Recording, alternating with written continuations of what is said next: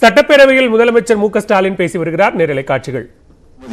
இந்த அவையில் ஒரு வெள்ளை அறிக்கைக்கு சமமான ஒரு அறிக்கையை சட்டமன்ற பேரவை விதி 110 கீழ் இப்பொழுது நான் வெளியிட விரும்புகிறேன். மாண்புமிகு பேரவைத் தலைவர் அவர்களே, பகுத்தறி பகலவன் தந்தை பெரியார், அறிவுச்சுடர் பேரறிஞர் அண்ணா, நல்லாட்சி தந்த நாயகராகவும் நற்றமிழ் வளர்த்த பிரபலராகவும் சொல்லாலும் செயலாலும் எழுத்தாலும் தமிழ் வளர்த்த முத்தமிழறிஞர் கலைஞர் அவர்களுடைய வழியில் முனைப்போடு செயல்பட்டு வரக்கூடிய இந்த அரசு ஆட்சிக்கு வந்து 10 மாதங்கள் நிறைவு பெற்றுள்ளது. திமுக தேர்தல் அறிக்கை தமிழக மக்களின் எதிர்பார்ப்புகளை குறிப்பிட்ட கால வரைக்குள் நிறைவேற்றுவதற்கும் மாநில பொருளாதாரத்தை மீட்பதற்கும் துறைவாரியான முன்னேற்றத்திற்கும் ஏற்ற வகையில் தயாரிக்கப்பட்ட அறிக்கையாகும். இந்த அறிக்கையில் கொடுக்கப்பட்டுள்ள 505 வாக்குறுதிகளும் நிறைவேற்றப்படும், அதில் சொல்லப்படாத நலத்திட்டங்களும் செயல்படுத்தப்படும் என்ற நம்பிக்கை மற்றும் எதிர்பார்ப்புடன் மக்கள் அளித்த மாபெரும் வெற்றியை பெற்று அமைந்துள்ள இந்த அரசு அதனை நிறைவேற்ற உறுதியுடன் செயல்பட்டு வருகிறது.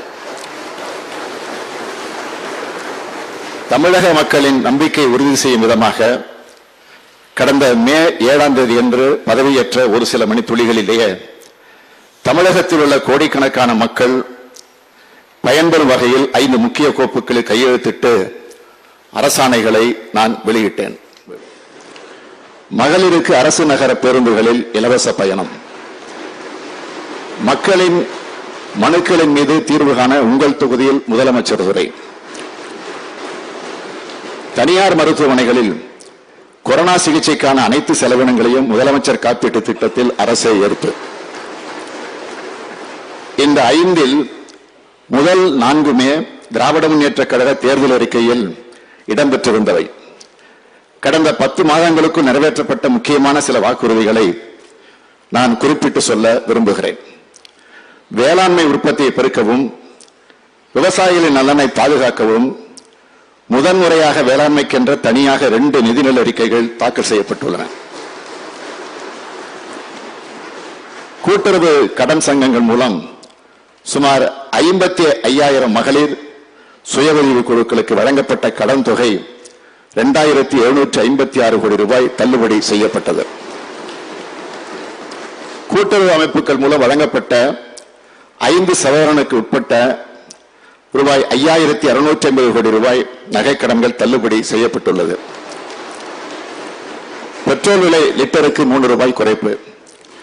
ஊரக பகுதிகளில் 1,200 கோடி ரூபாய் ஒதுக்கீட்டில் அண்ணா மறுமலர்ச்சி திட்டத்தை செயல்படுத்துவது. நமக்கு நாமே திட்டம் உள்ளூர் சமூகங்களுடன் இணைந்து 100 கோடி ரூபாய் ஒதுக்கீட்டில் செயல்படுத்தப்படுவது. இயற்கை வேளாண்மை வளர்ச்சி திட்டம் என்ற உன்னத திட்டத்தை செயல்படுத்துவது. அண்ணா நூற்றாண்டு நூலகம் புது பொலிவு பெறக்கூடிய வகையில் புனரமைத்தல் மற்றும் மதுரையிலே கலைஞர் நூலகம் அமைத்தல். பத்திரிகையாளர்கள் இந்திய குடியுரிமை திருத்தச் சட்டம், மீத்தேன், நியூட்ரேனா மற்றும் கூடங்குளம் அணுமின் நிலையம் மற்றும் 8 வழிச்சாலை திட்டங்களுக்கு எதிராக போராடிய விவசாயிகள் பொதுமக்கள் மீது போடப்பட்ட 5,570 வழக்குகள் திரும்ப பெறப்பட்டுள்ளன.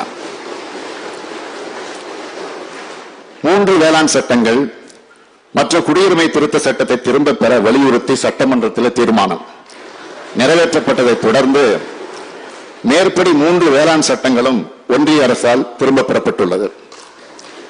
நீட் தேர்விலிருந்து விலக்கு பெறுவதற்கான சட்ட முன்வடிவ சட்டப்பேரவையில் நிறைவேற்றியது.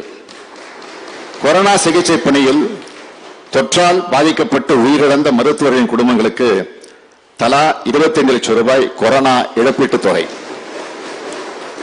அதேபோல் கொரோனா நோய் தொற்றால் காவல்துறை உயிரிழந்த காவல்துறை அலுவலர்கள் மற்றும் காவலர்களின் குடும்ப வாரிசுதாரர்களுக்கு தலா 25 லட்சம் ரூபாய் வீதம் நிவாரணத் தொகை. குடும்ப அட்டை கோரி விண்ணப்பிக்கக்கூடிய தகுதி வாய்ந்த அனைத்து நபர்களுக்கும் 15 நாட்களுக்குள் ஸ்மார்ட் கார்டு வழங்குதல். தமிழக அரசிற்கு ஆலோசனைகளை வழங்கிட முதலமைச்சருக்கான பொருளாதார ஆலோசனை குழு அமைக்கப்பட்டுள்ளது. பணியில் இருக்கும்போது உயிரிழக்கும் அரசு பணியாளர்களின் குடும்பத்தினருக்கு குடும்ப பாதுகாப்பு நிதியிலிருந்து வழங்கப்படும் உதவித்தொகை 3 லட்சம் ரூபாயிலிருந்து 5 லட்சம் ரூபாயாக உயர்த்தி வழங்கப்பட்டது. தமிழ்நாடு அரசு பணியாளர் தேர்வாணையத்தின் மூலம் நடத்தப்படும் அரசு பணிகளுக்கான தேர்வுகளில் தமிழ் மொழி தேர்ச்சி கட்டாயமாக்கப்பட்டுள்ளது. ஸ்டெர்லைட் சம்பவம் குறித்து தவறாக பதிவு செய்யப்பட்ட வழக்குகளை திரும்ப பெற நடவடிக்கை எடுக்கப்பட்டது மற்றும் பாதிக்கப்பட்டவர்களின் குடும்பங்களுக்கு நிவாரணத் தொகை மற்றும் கல்வி தகுதியின் அடிப்படையில் அரசு பணி வழங்கப்பட்டுள்ளது. மகளிர் அரசு ஊழியர்களுக்கான மகப்பேறு கால விடுப்பு 9 மாதங்களிலிருந்து 12 மாதங்களாக உயர்த்தப்பட்டது.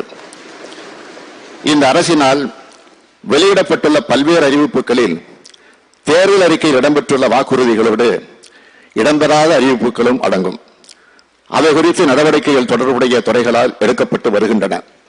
அந்த வகையில் இந்த மாமன்றத்தில் மாண்புமிகு ஆளுநர் அவர்கள் ஆற்றிய உரையில 52 தேர்தல் வாக்குறுதிகளும், மாண்புமிகு ஆளுநர் அவர்களின் உரை குறித்து என்னுடைய பதிலுரையில் ஒரு வாக்குறுதியும், மாண்புமிகு நிதியமைச்சர் அவர்களால் தாக்கல் செய்யப்பட்ட 2021-22 ஆண்டு மற்றும் 2022-23 ஆண்டுக்கான வரவு செலவு அறிக்கையில 33 வாக்குறுதிகளும், மாண்புமிகு வேளாண்மைத்துறை அமைச்சர் அவர்களால் வேளாண்மைக்காக தாக்கல் செய்யப்பட்ட 2021-22 ஆண்டு மற்றும் 2022-23 ஆண்டுக்கான நிதிநிலை அறிக்கையில் 21 வாக்குறுதிகளும், விதி 110 கீழ் வெளியிடப்பட்ட அறிக்கையில் 3 வாக்குறுதிகளும், அவரவர் துறை சார்பாக அமைச்சர் ஒருவருக்கு வெளியிட்ட அறிவிப்புகளில் 78 வாக்குறுதிகளும், இதர அறிவிப்புகளில் 10 வாக்குறுதிகளும், நேரடியாக நிறைவேற்றப்பட்ட 10 வாக்குறுதிகளும் என இதுவரை மொத்தம் 208 தேர்தல் வாக்குறுதிகள் அரசின் அறிவிப்புகளாக இடம்பெற்றுள்ளன. இவை அனைத்திற்கும் உரிய அரசாணைகள் வெளியிடப்பட்டு, அரசாணைகள் வெளியிடப்பட்ட அறிவிப்புகள் அனைத்தும் முறையாகவும் முழுமையாகவும் செயல்படுத்தப்படுவதை இந்த அரசு முனைப்புடன் கண்காணித்து வருகிறது. இந்த அரசு பதவியேற்று இதுவரை நடைபெற்ற சட்டசபை கூட்டங்கள், அரசு விழாக்கள் போன்றவற்றில் குறிப்பிட்டுள்ள தேர்தல் அறிக்கையில் இடம்பெற்ற நடவடிக்கை எடுக்கப்பட்ட வாக்குறுதிகளை தவிர தேர்தல் அறிக்கையில் சொல்லாத பல்வேறு கொள்கை அளவிலான அறிவிப்புகளும் வெளியிடப்பட்டுள்ளன.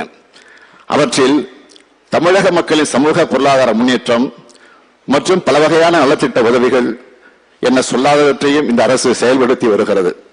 உதாரணமாக, பள்ளிக்கு வந்து கல்வி கற்று வந்த மாணவர்கள் வீட்டுக்குள்ள முடக்கி வச்ச கொரோனா பெருந்தொற்று குழந்தைகளின் கல்வியை மட்டுமன்றி அவர்கள் மனதையும் பாதித்து விட்டது. இந்த பாதிப்பை சரி செய்யக்கூடிய விதமாக தனித்துவம் கொண்ட இல்லம் தேடி கல்வி திட்டம் அறிமுகப்படுத்தப்பட்டு வகுப்பறைய பள்ளிகளுக்கு வெளியே நீட்டிக்க செய்யும் மகத்தான முயற்சியை இந்த அரசு மேற்கொண்டது. மாநிலத்தில் தொற்றா நோய்களின் சுமையை எதிர்கொள்ளும் விதமாக இல்லங்களுக்கே சென்று அனைவருக்கு நலவாழ்வு என்கிற உயரிய நோக்கத்தினை செயல்படுத்தும் வகையில் மக்களை தேடி மருத்துவம் என்ற புதிய திட்டத்தை செயல்படுத்துகிறது. தமிழ்நாட்டில் சாலை பாதுகாப்பையும் சாலை விபத்தில் ஒருவர் கூட உயிரிழக்க கூடாது என்பதையும் உறுதி செய்யக்கூடிய உயரிய நோக்கத்தோடு இன்னுயிர் காப்போம் நம்மை காக்கும் 48 என்ற உயிர் காக்கும் திட்டத்தை செயல்படுத்துவது. தமிழ்நாட்டில் உள்ள சிற்றூர்கள் அனைத்தும் அவற்றின் முழு ஆற்றலுக்கேற்ப வளர்ச்சியடைந்து செழிக்க வேண்டும் என்கிற நோக்கில் கலைஞரின் அனைத்து கிராம ஒருங்கிணைந்த வேளாண் வளர்ச்சி திட்டத்தை அறிமுகப்படுத்தியது. மாணவர்கள் மற்றும் இளைஞர்களின் தனித்துவ திறன்களை மேம்படுத்தி அவர்களுக்கு ஒரு சிறப்பான எதிர்காலத்தை ஏற்படுத்தக்கூடிய எனது கனவு திட்டமான நான் முதல்வன் என்ற உன்னதமான திட்டத்தை செயல்படுத்துவது. அரசு பள்ளிகளில் பயின்ற மாணவர்களுக்கு அனைத்து தொழிற்கல்வி இடஒதுக்கீட்டு பிரிவுகளில் 7.5 விழுக்காடு இடங்கள் முன்னுரிமையின் அடிப்படையில் ஒதுக்கீடு செய்தல்.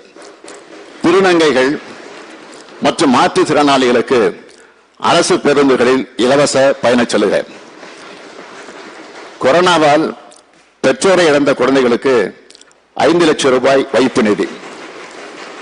கல்வி மற்றும் விடுதி கட்டணங்கள் அரசே ஏற்பு.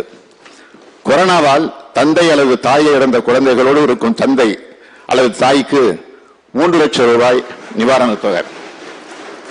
தமிழ்நாட்டில் உள்ள முகாம் வாழ் இலங்கை தமிழர் நலனை பேணி வீடு மற்றும் இதர உட்கட்டமைப்பு வசதிகளை மேம்படுத்துவதற்காக 317 கோடியே 40 லட்சம் ரூபாய் நிதி ஒதுக்கீடு செய்யப்பட்டுள்ளது.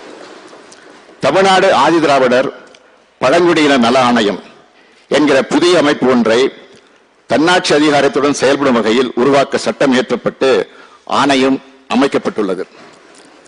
பத்திரிகையாளர் மற்றும் ஊடகத்துறையினர் முன்கள பணியாளர்களாக அறிவிப்பு. அங்கீகரிக்கப்பட்ட பத்திரிகை மற்றும் ஊடகத்துறையினருக்கான சிறப்பு ஊக்கத்தொகை 5000 ரூபாயாக உயர்வு. கொரோனா தொற்றால் மரணமடைந்த அங்கீகரிக்கப்பட்ட ஊடகத்துறையினர்களுக்கான இழப்பீட்டுத் தொகை 10 லட்சம் ரூபாய் உயர்வு. சட்டமன்ற தேர்தலின் போது மக்களுக்கு அளித்த 505 வாக்குறுதிகளில் 208 வாக்குறுதிகளை நிறைவேற்ற பல்வேறு திட்டங்கள் அறிவிக்கப்பட்டுள்ளது. மாண்புமிகு பேரவைத் தலைவர் அவர்களே, 2011, 2012 முதல் 2020, 2021 வரை கடந்த 10 ஆண்டுகளில் தமிழ்நாடு சட்டமன்ற பேரவை விதி 110 கீழ் கடந்த ஆட்சியாளர்களால் வெளியிடப்பட்ட அறிவிப்புகளில் 537 அறிவிப்புகள் நிலுவையில் உள்ளன. செயல்படுத்தப்படாமல் நிலுவையில் உள்ள 537 அறிவிப்புகளில் 5470 கோடி ரூபாய் திட்ட மதிப்பீட்டிலான 26 அறிவிப்புகள். அவற்றை செயல்படுத்துவதற்கான சாத்தியக்கூறுகள் எவற்றையும் ஆராயாமல் ஆய்வு மேற்கொள்ளாமல் 110 விதியின் கீழ் அறிவிக்கப்பட்டு செயல்படுத்த இயலாதவை என கைவிடப்பட்டுள்ளது. இதில் பெரும்பாலான, அதாவது 19 அறிவிப்புகள் 2011ஆம் ஆண்டு முதல் 2016ஆம் ஆண்டு வரை உள்ள ஆட்சி காலத்தில் அறிவிக்கப்பட்டவை ஆகும். மேற்கூறிய 537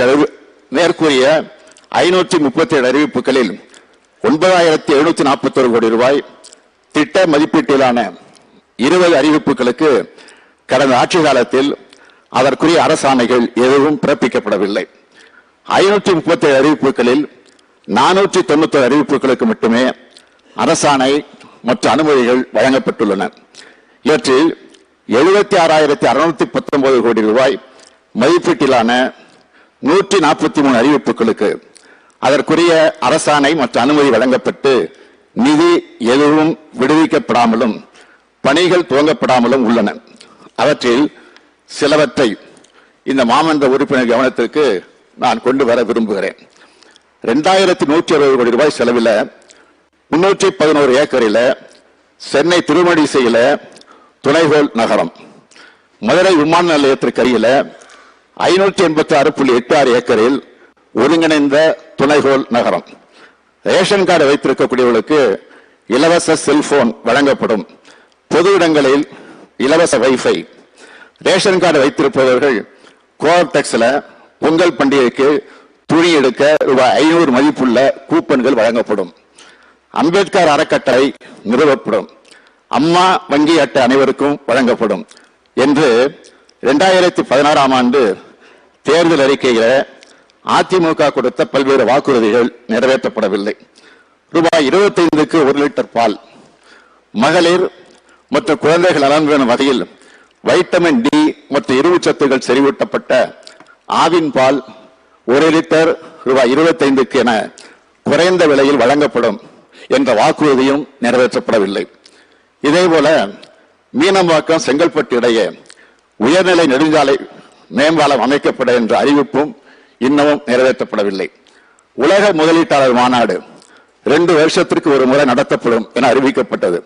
ஆனால் கடந்த 5 ஆண்டுகளில் ஒரு முறை மட்டுமே உலக முதலீட்டாளர் மாநாடு நடந்திருக்கிறது. மாண்புமிகு பேரவைத் தலைவர் அவர்களே, கடந்த ஆட்சியாளர்களால் 2011ஆம் ஆண்டு அவர்கள் தேர்தல் அறிக்கை அறிவிக்கப்பட்ட அறிவிப்புகளில் நிறைவேறாமல் இருப்பவைகள் தங்களுடைய கவனத்திற்கு நான் கொண்டு வர விரும்புகிறேன். சென்னை முதல் கன்னியாகுமரி வரை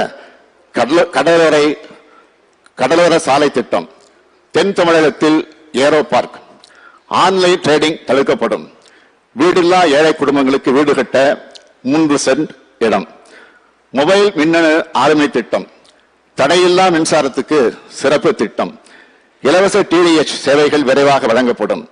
வீடுகளில் திருட்டு கொள்ளைகளை தடுக்க இளைஞர் சிறப்பு படைகள், பள்ளி குழந்தைகளை பாதுகாக்க மாணவர் சிறப்பு படை, மீனவர் பாதுகாப்பு படை, சிங்கப்பூரில் உள்ளது போல சென்னை, மதுரை, திருச்சி, கோவையில் மோனோ ரயில் திட்டம் செயல்படுத்தப்படும்.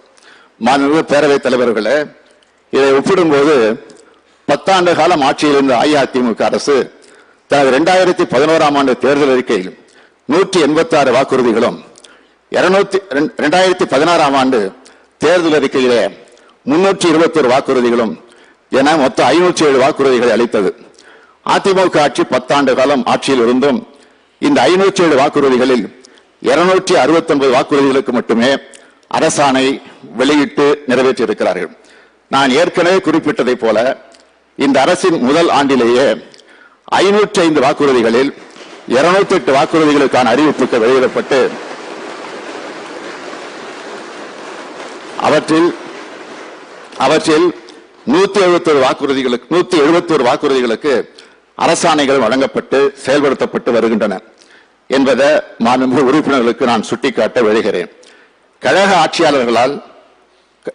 கடந்த ஆட்சியாளர்களால் சட்டப்பேரவை விதி 110 கீழ் அறிவிக்கப்பட்ட அறிவிப்புகளில் அனைத்தும் நிதிநிலை அறிக்கை தாக்கல் செய்யப்பட்ட பிறகு அறிவிக்கப்பட்டதால் கிட்டத்தட்ட அனைத்து நிதி ஒதுக்கீடும் தேவைப்படும் அறிவிப்புகளுக்கும் தொடர்புடைய துறைகளின் மானிய கோரிக்கைகளில் நிதி ஒதுக்கீடு செய்யப்படவில்லை என்பதை இந்த மாமன்றத்தில் தெரிவித்துக் கொள்ள விரும்புகிறேன். அந்த அறிவிப்புகள் அனைத்துமே இன்னமும் வெற்று அறிவிப்புகளாக காகிதத்திலேயே உள்ளன. மேலும் அவை விளம்பர நோக்கத்திற்காக மட்டுமே பயன்படுத்தப்பட்டது என்பதுதான் நிதர்சனம். மாண்புமிகு பேரவைத் தலைவர் அவர்களே, நான் தொடர்ந்து ஒன்றை வலியுறுத்தி சொல்லி வருகிறேன். இந்த அவையிலும் பலமுறை நான் பதிவு செய்திருக்கிறேன். இது எனது அரசு அல்ல, நமது அரசு. அந்த கருத்தினை பின்பற்றி இந்த அவையில் நமது அரசின் நிலைப்பாட்டை விளக்கிட நான் விரும்புகிறேன். தேர்தல் வாக்குறுதிகளை தொடர்ந்து நிறைவேற்றி வரும் வேளையில் 10 மாத குழந்தையிடம் 10ஆம் வகுப்பு மதிப்பெண் என்ன என்று கேட்பது போல இருக்கிறது.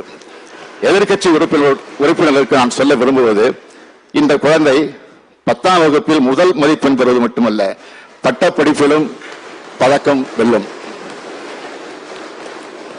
நீங்கள் சுட்டிக்காட்டும் ஒவ்வொரு முறையும் எங்கள் மீது அதிக நம்பிக்கை வச்சு நீங்கள் வைக்கக்கூடிய நினைவூட்டல் என்று நாங்கள் எடுத்துக் கொள்கிறோம். மேலும் ஒன்றை இந்த அவையில் மீண்டும் பதிவு செய்ய விரும்புகிறேன். நமது அரசு சொன்னதை மட்டுமல்ல, சொன்னதற்கு மேலும் செய்து காட்டும் அரசு என்பதை மக்கள் நன்கு அறிவார்கள். இறுதியாக ஒரு கருத்தை இந்த அவையில் பதிவிட விரும்புகிறேன்.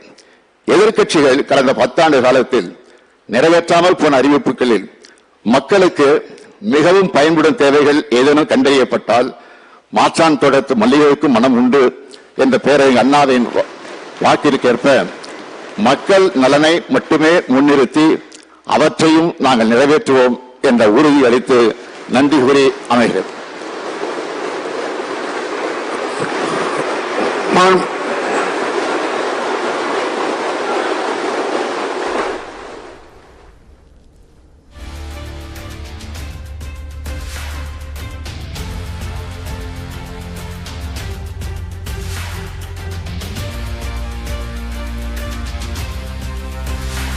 திமுக அரசு இதுவரை 110 விதியின் கீழ் அறிவிக்கப்பட்ட அறிவிப்புகள், நிறைவேற்றப்பட்ட அறிவிப்புகள் மற்றும் கடந்த ஆட்சி காலத்தில் அறிவிக்கப்பட்ட அறிவிப்புகள் மற்றும் நிறைவேற்றாத அறிவிப்புகள் தொடர்பான பல்வேறு விவரங்களை முதலமைச்சர் மு.க.ஸ்டாலின் சட்டப்பேரவையில் அறிக்கையாக தாக்கல் செய்தார். அதன் நேரலை காட்சிகளை பார்த்தோம். இது தொடர்பான மேலும் பல்வேறு செய்திகளை இடைவேளைக்கு பிறகு பார்க்கலாம்.